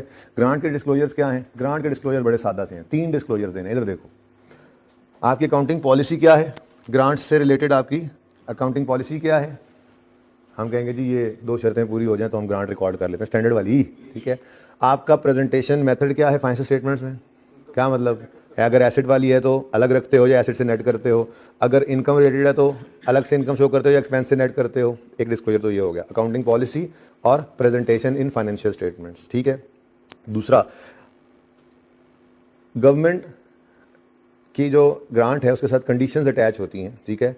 अगर कोई अनफुलफिल्ड कंडीशंस हैं तो वो कंडीशंस भी बता दो, ठीक है। और बता दो एक्सटेंट क्या है, ग्रांट नेचर बता दो, ठीक है। तो disclosure related to government grant, ये 3 डिस्क्लोजर्स हैं। अगर आप गौर से देखें पेज नंबर 217 के ऊपर, इतनी ही बात सिर्फ याद रखनी है। पेज नंबर 217 ओपन कर लें सारे। पहली बात तो ये कि ये ग्रांट अगर आ गई है, ठीक है, और आपसे पीपीई का नोट मांग लेता है, तो पीपीई के नोट के अंदर आ जाओ भाई, आ जाओ। पीपीई के नोट के अंदर आप सब नोट के अंदर जो ग्रांट है, आप ये जैसे गिवन थी ग्रांट, ठीक है, तो आप उसकी ये 3 बातें बता देंगे, ओके। नंबर अच्छे खासे होते हैं, 18-20 नंबर का, जज़ाकल्लाह भाई, 18-20 नंबर का सवाल होता है, ठीक है, ओके। अच्छा, बताना क्या कुछ है। अब ये लंबी अंग्रेजी याद रखने की बजाय जितनी मैंने 3 बातें जैसे कही हैं वैसे ही याद रखनी है आपने। पहली बात ये देखो, अकाउंटिंग पॉलिसी और method of presentation in financial statements, एक हो गया। दूसरा, नेचर एंड एक्सटेंट। तीसरा, अनफुलफिल्ड कंडीशंस या कंटिंजेंसीज। कंटिंजेंसी कहते हैं कि जी को खतरा मंडला रहा है, हमें गवर्नमेंट ने कहा था कि 5 साल तक ये प्लांट चलाना है, दूसरे साल के एंड पे खड़े हैं, लेकिन यार ये जो हालात है ना ये बड़े ख़राब हैं, आजकल तो स्मॉग आई हुई है, तो हम जो काम करते हैं उसमें तो भाई धुआं बहुत इमिट करती है हमारी फैक्ट्री, तो हो सकता है कि हमारे पक्की पक्की पाबंदी लग जाए, पक्की, ऐसी मिसाल ले रहा हूँ, ठीक है ना। तो कंटिंजेंसी आ गई, ठीक है, कि अगर हो गया ना कि पाबंदी लग गई तो फिर हम यूज़ नहीं कर सकेंगे, ये कंटिंजेंसी है, ठीक है ना। तो बस बहरहाल इतनी बात याद है जी, जाहिर है। और आप क्या कहाँ जाएंगे आप कंटिंजेंसी ढूंढने, ठीक है। तो भाई डिस्क्लोजर है गवर्नमेंट ग्रांट के सिर्फ 3। थ्योरी इंश्योर कर लेना, जो ये जो है ना डेफिनेशन वगैरह एक नज़र पढ़ लो, ठीक है ना। अच्छा, गवर्नमेंट ग्रांट के 3 डिस्क्लोजर्स हैं, कौन कौन से जी? अकाउंटिंग, इधर नहीं देखना, बुक पे नहीं देखना, अकाउंटिंग पॉलिसी और method of presentation financial statements. दूसरा, nature and extent of government grant. तीसरा, एनी अनफुलफिल्ड कंडीशंस या कंटिंजेंसीज, ठीक है, बस कहानी खत्म। उसके बाद अगली बात है गवर्नमेंट असिस्टेंस की। ये डेफिनेशन पढ़ना समझ तो बहुत मुश्किल से आएगी, लेकिन मैं आपको आसान अल्फाज में समझा देता हूँ। देखो, ग्रांट ये असिस्टेंस की डेफिनेशन तो रिप्रोड्यूस नहीं ना करवाता। अब होती क्या, ये सुन लो और करना क्या। बात नहीं है कि आपकी क्लास में, ठीक है, हाँ दूसरी गुलबर्ग वाली क्लास में शायद होगी थी। बहरहाल गवर्नमेंट असिस्टेंस क्या है, गवर्नमेंट ने एक एक्सपर्ट को भेजा, आपको उसने कुछ मुफीद मशवरे दिए जिससे आपको बहुत फ़ायदा होगा। महीना 2-3 महीने के लिए भेज दिया उन्होंने, ठीक है। आपके कारोबार का आप जिस कारोबार में थे उस कारोबार का गवर्नमेंट के पास एक्सपर्ट्स की टीम होती ही है हर डिपार्टमेंट के अंदर, ठीक है। अगर सही तरह से वो डिपार्टमेंट के अंदर एक्सपर्ट्स रखे गए हों तो हर शोबे के लिए जो बेस्ट प्रोफेशनल्स होते हैं, जाहिर है गवर्नमेंट है उन्होंने वो हायर किए होते हैं, तो गवर्नमेंट के पास प्रोफेशनल्स मौजूद होते हैं, ठीक है, एक्सपर्ट्स मौजूद होते हैं। तो आप जिस बिजनेस सेक्टर के अंदर थे उस बिजनेस सेक्टर से रिलेटेड एक्सपर्ट्स को गवर्नमेंट ने, क्योंकि गवर्नमेंट तो ये चाहती है कि इकॉनमी जो है वो बेहतर हो, हालात बेहतर हो अगर चाहे तो उन्होंने आपके सेक्टर से रिलेटेड एक्सपर्ट को भेजा। उसने आके आपको कुछ अर्सा आपके साथ गुजारा, आपको कुछ अच्छे मशवरे दिए जिससे आपको बहुत फ़ायदा हुआ। अब ये गवर्नमेंट की तरफ से फ़ायदा तो आपको मिला है, लेकिन आप इस फ़ायदे को कोई मॉनेटरी वैल्यू असाइन नहीं कर सक रहे। बात समझ रहे हैं कि जी इतने पैसों का, इतने रुपयों का, मशवरे दिए हैं, बस उससे हमें फ़ायदा हो गया। क्या क्या फ़ायदा हुआ है समझ तो नहीं आ रही, क्या फ़ायदा, मतलब क्वांटिफाई नहीं कर सकते ना। गवर्नमेंट ने 50 रुपये दे दिए, नज़र आ रहा है 50 आ गए, मॉनेटरी वैल्यू आ गई, अकाउंटिंग कर ली। गवर्नमेंट ने एक्सपर्ट भेजा, उसने मशवरे दिए हैं, फ़ायदा हो गया, क्या एंट्री करें? नहीं हो सकती एंट्री। तो गवर्नमेंट असिस्टेंस है, ग्रांट नहीं है। गवर्नमेंट असिस्टेंस है गवर्नमेंट की तरफ से आने वाली हेल्प ही है। ये भी ग्रांट भी क्या है? गवर्नमेंट की तरफ से आने वाली हेल्प, लेकिन उसको मॉनेटरी वैल्यू असाइन की जा सकती थी। और असिस्टेंस क्या है? गवर्नमेंट की तरफ से आने वाली हेल्प ही है, लेकिन उस हेल्प को मॉनेटरी वैल्यू असाइन नहीं कर सकते, लेकिन फ़ायदा आपको हुआ है। अब क्या करें? यूज़र को लिख के बता दें, ठीक है? 3-4 बातें सिर्फ यूज़र को लिख के बता दें। वो 3-4 बातें क्या हैं जी? बड़ी सादा सी 3-4 बातें हैं। नेचर एंड बिल्कुल nature of assistance, extent of assistance and duration of assistance. जी उन्होंने एक IT एक्सपर्ट भेजा था, ठीक है जी, और उसने आके हमें नेटवर्किंग के मशवरे दिए और वो 3 महीने तक हमारे पास बैठा रहा। Now this is disclosure of assistance. कहानी खत्म, ठीक है ना? बात समझे हो? असिस्टेंस की वैल्यू बता दे कि उसकी तो फिर वो ग्रांट बन जाएगी ना, असिस्टेंस नहीं रहेगी भाई। तो वो तो ग्रांट बन गई, वो असिस्टेंस कहाँ से रहेगी? ठीक है ना? सादा सी बात है। गवर्नमेंट ने ही आपको असिस्ट किया पैसे देकर, असिस्ट ही था वो भी, मॉनेटरी वैल्यू होती, हमने कहा गवर्नमेंट ग्रांट है, अकाउंटिंग कर दी भाई, तो आशा अकाउंटिंग की, ठीक है ना? उसके अंदर हमने देखा नॉन मॉनेटरी ग्रांट थी, फेयर वैल्यू पे रिकॉर्ड करके अकाउंटिंग सीख ली, मॉनेटरी थी, एसेट रिलेटेड देख रहा, एक्सपेंस रिलेटेड देख लिया, फॉरगिवेबल लोन था, अकाउंटिंग देख ली। जहाँ पे मनी इन्वॉल्व हो जाता है हम ग्रांट कह के अकाउंटिंग करना हमें आती थी। गवर्नमेंट ने ही हेल्प की, लेकिन मॉनेटरी वैल्यू असाइन नहीं हो सकती। अब क्या करना है? डिस्क्लोजर इसका देना है। डिस्क्लोजर में क्या बताना है कि जी नेचर क्या थी असिस्टेंस की, एक्सटेंट क्या था असिस्टेंस का, और ड्यूरेशन कितना था, अल्लाह और खैर सल्ला, ठीक है जी। तो इस चैप्टर में मेरी तरफ से तो अब कुछ नहीं रह गया गवर्नमेंट ग्रांट के अंदर, ठीक है। ऐसे ही IAS 40 इन्वेस्टमेंट प्रॉपर्टी के अंदर भी मेरी तरफ से कुछ नहीं रह गया। ऐसे ही IAS 36 इम्पेयरमेंट में मेरी तरफ से कुछ नहीं रह गया। ऐसे ही IAS 23 के भी डिस्क्लोजर्स करा दिए थे हयात इंडस्ट्रीज़ वाले सवाल में, ठीक है ना? वो जो टेस्ट में आया था नोट का सवाल, मेरी तरफ से IAS 23 में भी अब कुछ नहीं रह गया। और ये टेस्ट के 2 सवाल डिस्कस करने के बाद तो वैसे ही इस पूरे बंच में से अब कुछ भी नहीं रह गया डिस्कस करने वाला इंशाल्लाह, ठीक है। IAS 16 तो पहले ही हम कंप्लीट कर चुके थे, लेकिन काम ज़्यादा ना हो जाए इसलिए IAS 16 को अभी मैंने MCQ नहीं दी। और एक MCQ IAS 16 के ना देने की वजह एक ये भी है कि IAS 16 के डिस्क्लोजर सिर्फ आपको भी नहीं पढ़ाए हुए, सिर्फ सुस्ती है और कुछ भी नहीं है। और बल्कि यार आज तो वेले ही बैठे हैं, मैं डिस्क्लोजर भी पढ़ा देता हूँ। IAS 16 के डिस्क्लोजर्स पढ़ लो, उसके MCQs भी लिख देता हूँ, ठीक है। क्योंकि अब आगे आ रही है छुट्टी, कोई नया होमवर्क नहीं, ये बंच आज हो रहा है पूरा, ठीक है। नया टॉपिक देखते हैं, टाइम एंड पे बचा तो कोई एक नया टॉपिक IAS 1 या करेक्शन ऑफ एरर में से कोई एक। मैं अभी ये जब डिस्क्लोजर करा के ना पॉज लूँगा थोड़ी देर, फिर मैं बैठ के सोचूंगा, क्योंकि आज तो क्लास वेली है, ठीक है। मैं इन दोनों में से कोई एक शुरू करवाना हो तो उसकी बुनियाद डाल दूंगा। करेक्शन ऑफ एरर वही रेक्टिफिकेशन है जो इंट्रो के अंदर आप पढ़ के आए हैं, ठीक है। लेकिन चूंकि चैप्टर ICAP ने एडिट उठा के यहाँ डाल दिया है तो पढ़ना पड़ेगा, जाहिर सी बात है। वो जिस तरह से आप खप खप के वहाँ पढ़ते थे वैसा नहीं करना पड़ेगा। हाँ, लेकिन मुझे ये महसूस हो रहा है कि मुझे बैड डाउटफुल डेट की थोड़ी सी रिवीजन करानी पड़ेगी।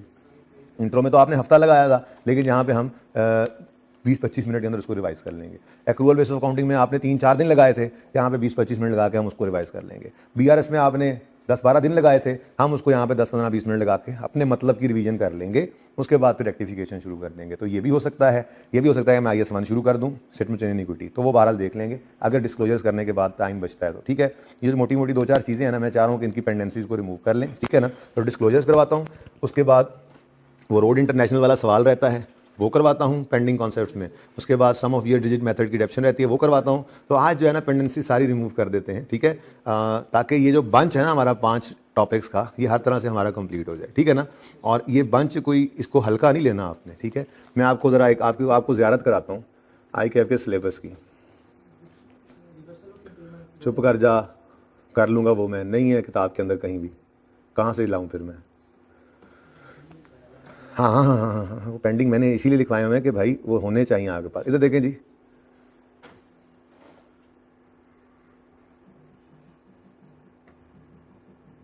ये FAR 1 है, ओके। और इसमें preparation of financial statements, accounting of our financial transaction, conceptual framework, ये 3 चीज़ें हैं, ठीक है जी। और ये कौन सा सिलेबस खुल गया, पुराना तो नहीं खुल गया कोई? पॉज करें ज़रा, मैं ढूंढ लूँ भाई। यार ये ना ज़रा आप मिटा दो, ठीक है, ये वाली साइड आपने नोट करना कुछ, ये तो नोटेड वाली साइड ही थी, ठीक है ना, मिटा दो सारा जल्दी जल्दी। अच्छा जी, ये सिलेबस है आपका मेरे सामने, वो पहले पिछला वाला गालिबन खुल गया था, जल्दी से मिटा के हट जाओगे से। होमवर्क मिटा दिया,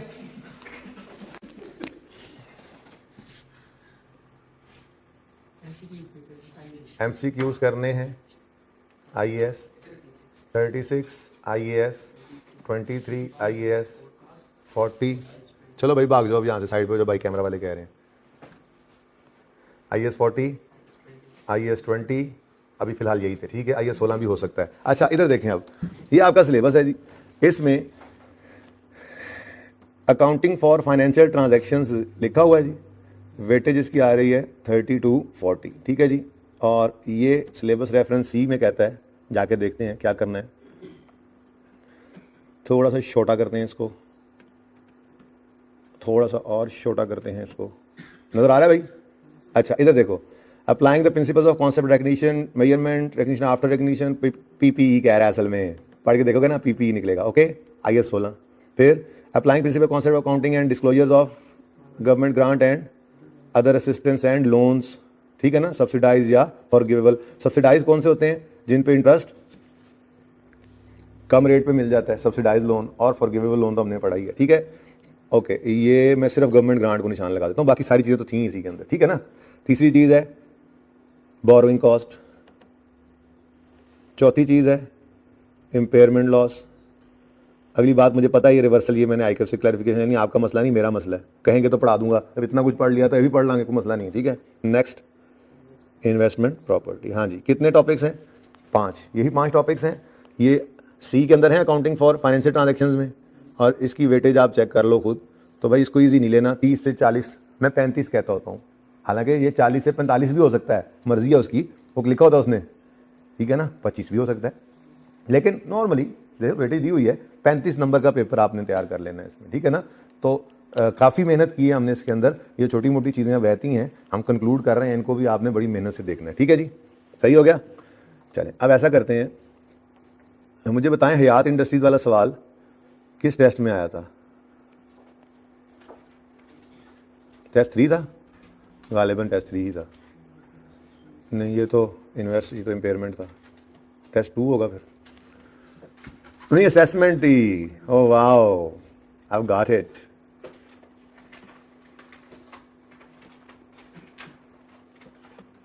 मुझे ना इसके सोल्यूशन से मकसद है इस वक्त। ओके जी,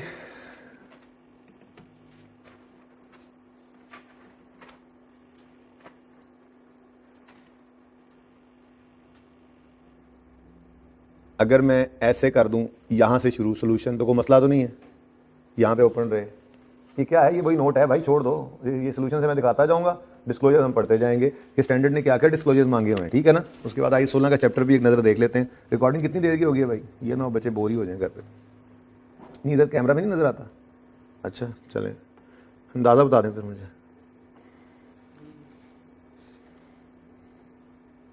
कोई अंदाज़ा नहीं, चलें ठीक है, ओके।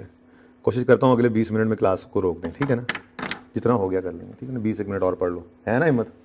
ओके, घर बैठे हुए तो टेक लगा के बैठूंगा, क्या मसला है? ओके जी, ये हैं जी हमारे नोट्स IAS 16 के, ज़रा इनको गो थ्रू भी करते चलें फटाफट। हैं जी? हाँ जी, हैं जी भी खुद करता हूँ आज मैं, हाँ जी भी खुद करता हूँ। देखो कितना मैं आज बोर हो रहा हूँ भाई।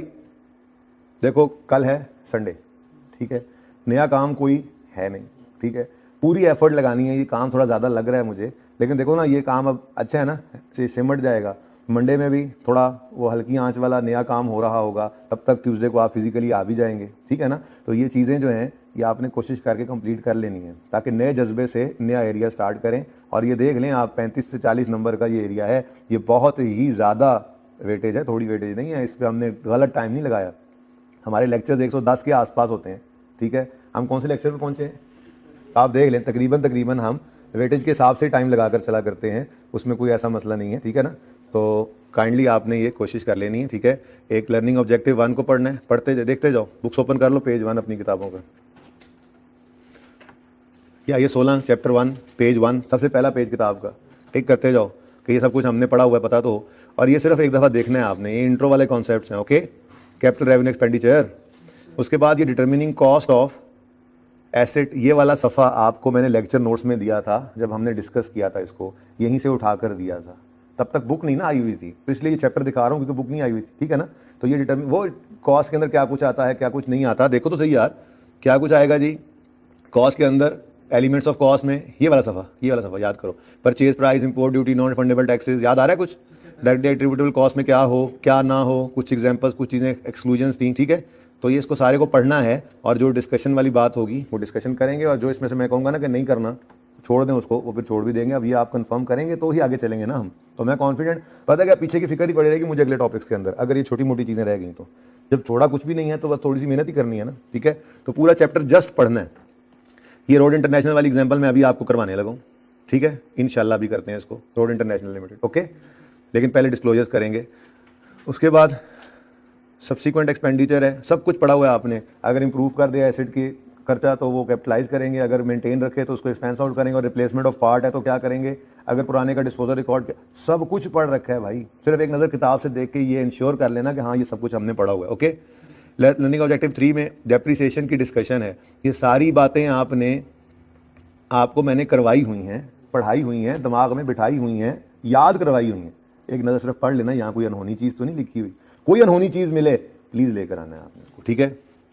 डेप्रिसिएशन टिक करते जाएं। मेथड्स में स्ट्रेट लाइन, रिड्यूसिंग बैलेंस हो गया। उसके बाद आउटपुट मेथड हुआ है, नहीं हुआ, अच्छा चलो लिखा होगा, वैसे मेरे ख्याल में सम ऑफ ईयर नहीं हुआ, आउटपुट तो हो गया था। हमने होमवर्क में वो डेल्टा वाला सवाल गालिबन किया था शुरू में, तीसरे चौथे लेक्चर के अंदर, तब हमने कर लिया था। बहरहाल चलो ठीक है, कोई बात नहीं, तो पेंडिंग में लिखा हुआ तो दोनों कर लेंगे, नो इशू। ये लिखा रहे कोई मसला नहीं, बरकत के लिए कुछ रहना भी चाहिए। ये दो मेथड को छोड़ के बाकी सब पढ़ते आ रहे हैं आप, ठीक है ना। Important issues regarding calculation of depreciation, ये मैंने एग्जांपल आपको दे दी थी, वो स्टार्ट ऑफ द मंथ और तरह से एग्जांपल दी थी, ठीक है ना, कि डेट ऑफ परचेज है और कितना फ्रैक्शन लगाना है, इसी तरह की कुछ बातें की हुई हैं, ठीक है ना, ओके। उसके बाद कंपोनेंट्स ऑफ कॉस्ट है, ये एग्जांपल एंशिएंट वाटर वाली हम कर चुके हैं। इससे भी ज़्यादा अच्छे लेवल की 2-4 चीज़ें और डाल के इसमें हमने कर लिया था, ऐसे ही है। चलते जाओ आगे, चलते जाओ।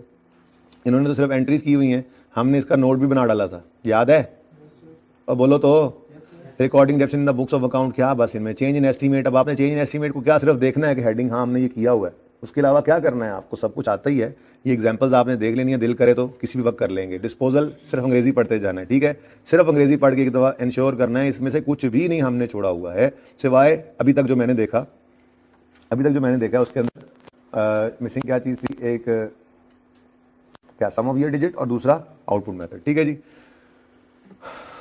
ओके। उसके बाद ये देखें जी, ये एक चीज़ लिखी हुई है, calculation of cost of disposal if book value is given, reverse back working. ये कहाँ किया था हमने, ये हमने नहीं किया था। ऐसे ना सर हिलाओ अब्दुल्ला, ऐसे ना सर हिलाओ, इंट्रो में नहीं किया था, यहाँ भी किया था मैंने। अकमल ब्रदर वाला सवाल आपको करवाया था, इधर ही करवाया था, कॉस्ट मिसिंग थी, वही सवाल इंट्रो वाला ही था, वो इंट्रो में भी वही करवाया था, यहाँ भी वही करवाया था। ऐसे कैसे आप कह सकते हो। और वो रिवर्स वर्किंग जो आप सोच रहे हो उसको छोड़ दो, वो इंट्रो के लेवल की बात थी, वो यहाँ पे टेस्ट नहीं होनी, ठीक है ना। वो रिवर्स वर्किंग क्या थी, वो जब MJE वाला सवाल किया था, है ना, बड़ा खराब सा सवाल था, पता नहीं कैसे, वो उसको छोड़ दो, ठीक है ना। रिवर्स वर्किंग ये क्या लिखा हुआ है, calculation of cost if book value is missing, ये हमने काम किया था, ठीक है ना। तो जो लेवल FAR 1 की किताब के अंदर ICAP का है, जिस चीज़ को टेस्ट करेगा वही लेना हमने, ठीक है ना। डिस्पोजल थ्रू एक्सचेंज किया हुआ हमने, एक्सचेंज मसला ही कोई नहीं, बस पर एक दफ़ा सिर्फ इंश्योर करो कि इतना लंबा चैप्टर है, इसमें क्या था, अच्छा हमने सारा कुछ ही कर लिया। ऐसे थोड़ा ही हमने 18-19 दिन लगाए थे इसके ऊपर, और 18-19 दिन नहीं थे, इनफैक्ट समझो 42 दिन उसी पे ही लगे हैं, कहीं जान छोड़ी IS 16 ने। तो मैंने 18 लेक्चर्स के बाद उसको रोक जरूर दिया था, उसकी वजह ये थी कि हर एक के साथ मिक्स करके भी तो उसको देना था। जब IS 36 पढ़ा तो उसके साथ मिक्स करके हमने टेस्ट के अंदर देख लिया, फिर उसके बाद हमने IS 23 पढ़ा, हयात इंडस्ट्रीज में उसको मिक्स करके देख लिया, ठीक है। फिर IS 20 गवर्नमेंट ग्रांट पढ़ा, अब तो उसको तो देख ही चुके हैं बड़े अच्छे लेवल पे, ठीक है, बात समझ रहे हो ना। तो IS 16 पे तो हम अभी तक मतलब ये ऐसा ही था, इसको बंच में रखा ही इसलिए था कि वेटेज भी है और कनेक्शन भी है, टेस्ट भी इकट्ठा होता है, हम पढ़ेंगे भी इकट्ठा ही, ठीक है ना। तो उससे में फ़ायदा हुआ अल्हम्दुलिल्लाह, मुझे तो फ़ायदा हुआ, आपको पता नहीं हुआ या नहीं हुआ, ओके। ये देखें जी, cost of exchange asset in certain circumstances, ये सिनेरियोज हमने क्लास के अंदर बनाए थे, वो याद है। Cost of asset, new asset in exchange, वो 3 सिनेरियोज, ठीक है। अगर बुक वैल्यू, अगर फेयर वैल्यू दोनों गिवन हो तो ओल्ड की लेना, याद आ रहा है, वही बात लिखी हुई है, एक नज़र देख लेना, कोई नई चीज़ नहीं है। हम chapter asset account book value पे बनाना सीखा था, रिवाइज किया था ना, 2-3 सवाल किए थे, ठीक है जी, सबसे आखिर में सबसे पहले किया था। एक नजर सिर्फ देख लेना, ये काम हमने किया हुआ है, सवाल करने नहीं बैठ जाना खुदारा। ये फिक्स एसेट स्केड्यूल का डिस्क्लोजर है, एक फॉर्मेट बना हुआ, इसको छोड़ो, हम इससे बहुत आगे निकल गए हैं अब तो। ये फॉर्मेट तो बच्चों वाला है, हम इससे बहुत आगे निकल गए हैं, ओके। और ये असल में चीज़ थी, मैं कह रहा हूं कि जो डिस्क्लोजर्स और उससे पीछे वाली बात, रीवैल्यूएशन तो हमने कर ली थी, ठीक है ना। ये 2 models are available, cost model, revaluation model, ठीक है ना। एक चीज बस इसके अंदर रहती है और वो है फ्रीक्वेंसी ऑफ रीवैल्यूएशन। आपने पढ़ लेना है सारा टॉपिक, सारा चैप्टर, उसके अंदर 2 चीजें पीछे आई होंगी, वो रिड्यूसिंग, वो सम ऑफ ईयर और आउटपुट। यार वो तो ऐसे ही है, बस दिल नहीं कर रहा, किसी वक्त भी दिल क्या करा दूंगा वो, ठीक है ना, कोई इतना मसला नहीं है, ठीक है। आपको पता ही इंट्रो में किया हुआ आपने, बल्कि आप यूं करें ना, होमवर्क के अंदर वो एग्जांपल्स आज कर लें, 2 ही तो एग्जांपल्स गिवन होंगी बुक के अंदर, ठीक है ना, फिर मैं भी बाहर रिवाइज करूंगा। उसके बाद आपको ये फ्रीक्वेंसी ऑफ रीवैल्यूएशन, आगे ट्रीटमेंट आपको सारे आते हैं, अंग्रेजी में पढ़ लेना, सिर्फ ये एक चीज मैंने पढ़ानी है। और उसके बाद ये डिस्क्लोजर, ठीक है जी, ये बस मेरे पेंडिंग है, ओके। तो ये करते हैं, इस चैप्टर को भुगता देते हैं फिर, ओके। फ्रीक्वेंसी ऑफ रीवैल्यूएशन क्या है यार, मुझे लगता है बात हुई है इसमें, सुन लो, अगर बात हुई होगी तो बता देना कि हुई हुई है, ठीक है, नहीं हुई होगी तो अच्छा, हुई हुई होगी फिर भी दोबारा सुन लो। रीवैल्यूएशन हमने सवालों में देखा, कभी हर साल हो रही होती थी, किस सवाल में 2-2 साल बाद हो रही होती थी। कुछ सवाल ऐसे भी देखे कि 5 साल पहले एसेट खरीदा था, 5वें साल पे रीवैल्यूएशन हो गई। जैसे वो सुपर पाइप्स था, ये जो के अंदर आया था असेसमेंट में, ठीक है, उसके अंदर क्या था, खरीदा 4-5 साल बाद रिवैल्यू किया, फिर उसके बाद दोबारा 4-5 साल बाद रिवैल्यू किया। अब ज़हन में सवाल तो ये आता होगा आपके कि रिवैल्यूएशन की कोई फ्रीक्वेंसी भी तो हो कि कब रिवैल्यूएशन करें, स्टैंडर्ड क्या कहते हैं इस बारे में, स्टैंडर्ड्स की राय क्या है कि हर साल रिवैल्यू, अगर रिवैल्यूएशन मॉडल पे हैं तो क्या हर साल रिवैल्यूएशन करनी चाहिए, या हर 2 साल बाद करनी चाहिए, या हर 5 साल बाद करनी चाहिए, कोई तो बात बताएं स्टैंडर्ड्स। तो स्टैंडर्ड ने कहा भाई देखो, मैंने आपको ऑप्शन दिया कॉस्ट मॉडल पे जाओ या रिवैल्यूएशन मॉडल पे जाओ, जिस पे जाना चाहो चले जाओ, लेकिन अगर आपने फेयर वैल्यू मॉडल यानी रिवैल्यूएशन मॉडल जो है वो यूज़ कर लिया है, चूज़ कर लिया है, तो मैं ये नहीं कहता कि हर साल रिवैल्यूएशन करो, हर 2 साल में करो, हर 4 साल में करो, मैं तो सिर्फ ये कहता हूँ, स्टैंडर्ड कह रहा है 16 कह रहा है, ठीक है, मैं सिर्फ ये कहता हूँ कि इतनी को फ्रीक्वेंट रखो रिवैल्यूएशन को कि आपकी बुक वैल्यू और मार्केट वैल्यू में मटीरियल डिफरेंस ना आ जाए। मतलब हमने आज बिल्डिंग को रीवैल्यू किया और उसकी रीवैल्यूड अमाउंट आ गई 120 रुपये, ठीक है, अगले साल ये डेप्रिशिएट होकर मिसाल के तौर पे 115 पे पड़ी है और इसकी फेयर वैल्यू आज भी 122 हो गई है। यार ये क्या, फिर रिवैल्यूएशन करना। अगले साल आपकी वो 113 पे आ गई है बिल्डिंग और 124 पे चली गई है फेयर वैल्यू, कोई नहीं यार चलने दो, आपकी बिल्डिंग आ गई 110 पे बुक वैल्यू और उधर से मार्केट शूट अप हुई और वो चला गया 150-200 पे।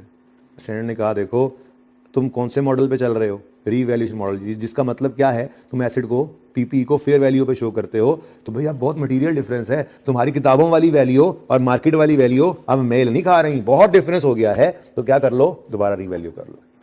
तो कोई साल की पाबंदी नहीं है, कोई ये रूटीन नहीं है कि हर 2 साल बाद करनी है तो लाजमी 2 साल बाद करनी है। आपने रिवैल्यूएशन की, अगली रिवैल्यूएशन को करने में शायद आपको 5 साल की भी जरूरत ना पड़े, ठीक है, कोई ज़्यादा वैल्यूज बढ़ी नहीं, गार्डन टाउन के अंदर थी ये बिल्डिंग, मेच्योर्ड हैं सारी प्राइसेस यहाँ पे बिल्डिंग्स की, यहाँ पे प्रॉपर्टी की, ठीक है। आप बैरियर टाउन में चले गए, आपने वहाँ पर ले ली कोई बिल्डिंग, अब हो सकता है उसको रिवैल्यूएशन हर साल करनी पड़े, बदल रही होती है ना, तो डिफरेंट होती है नेचर प्रॉपर्टी की, ठीक है। तो हो सकता है आप रिवैल्यूएशन मॉडल पे हैं और एक रिवैल्यूएशन करने के बाद आपको अगले 5 साल रिवैल्यूएशन ना करनी पड़े, ठीक है। और हो सकता है आप जो है वो रिवैल्यूएशन आज करें और अगले साल फिर जरूरत पड़ जाए, पहले ही साल बुक वैल्यू 120 से 115 पे आई और उधर शूटर फेयर वैल्यू शूटर हो गई 200 पे चली गई। तो स्टैंडर्ड क्या कहता है, भाईजान आपका मॉडल है फेयर वैल्यू वाला, यानी रिवैल्यूएशन मॉडल का मतलब क्या है, आप पीपी को फेयर वैल्यूज पे शो करना चाह रहे हैं, तो अब ये बुक वैल्यू फेयर वैल्यू से मटीरियली डिफरेंट हो गई है, तो you are required to do the revaluation again.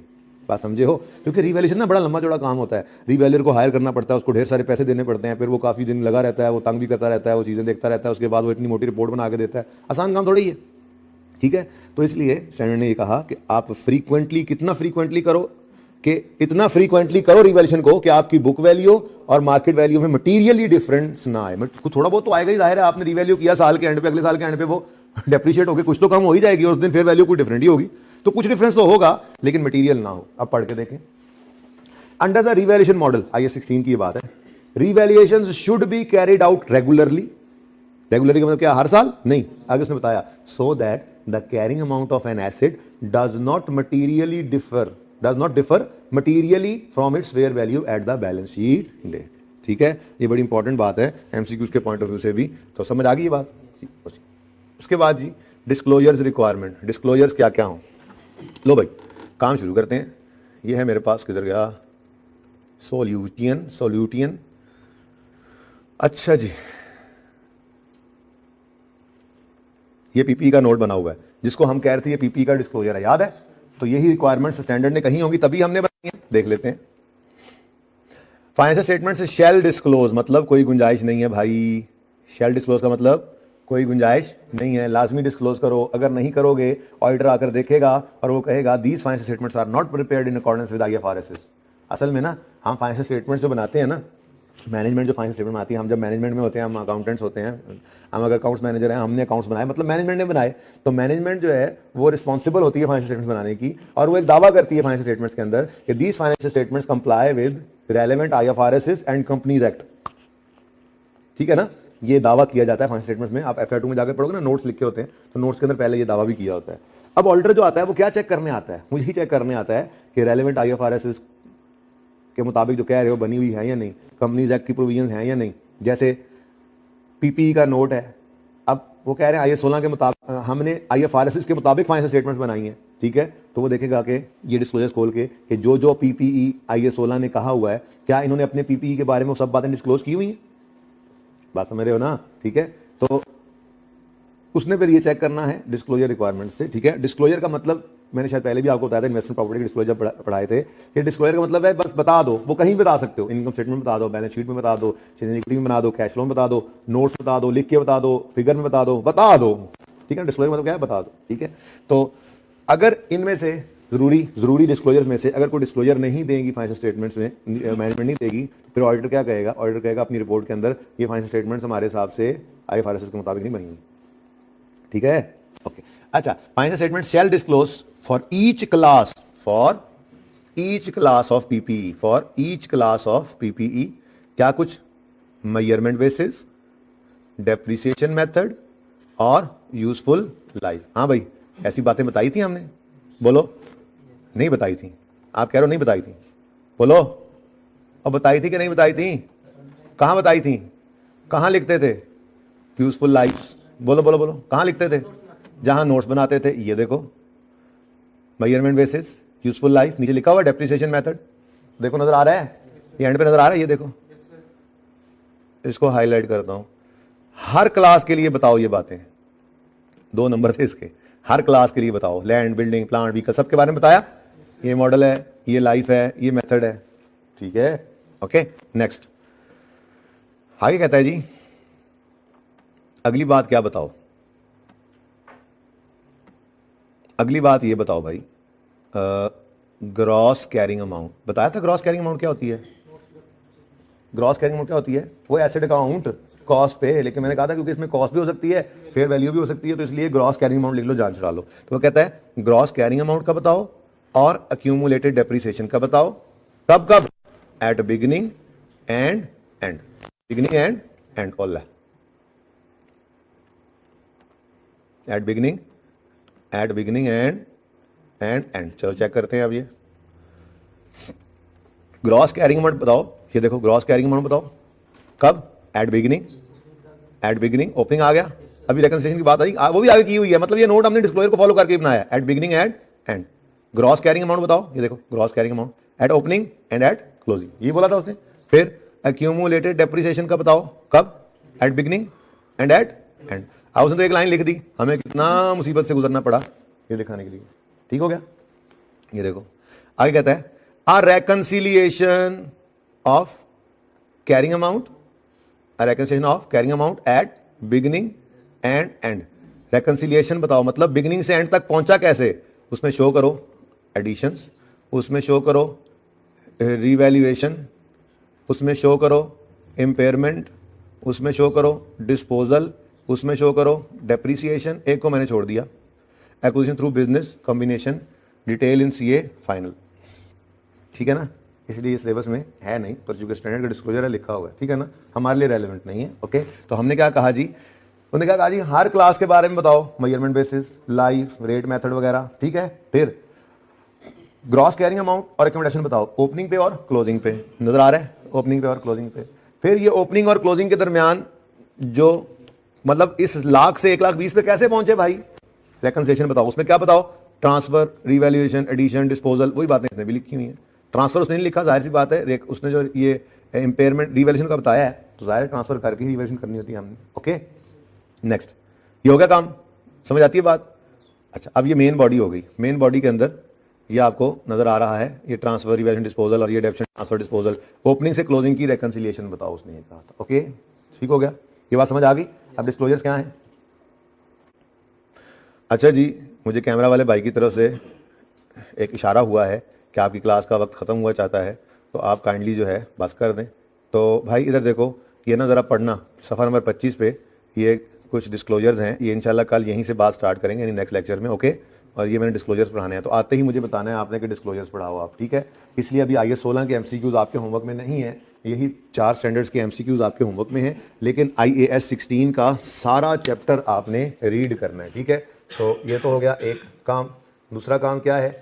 IAS 16 whole chapter just reading. Okay, सिर्फ ऐसे गो थ्रू कर लेना है। ओके, और इधर देखो, होल चैप्टर रीडिंग, लेकिन from rise and I cap study text. थोड़ी सी एफर्ट करनी है आज जाके, ठीक है ना।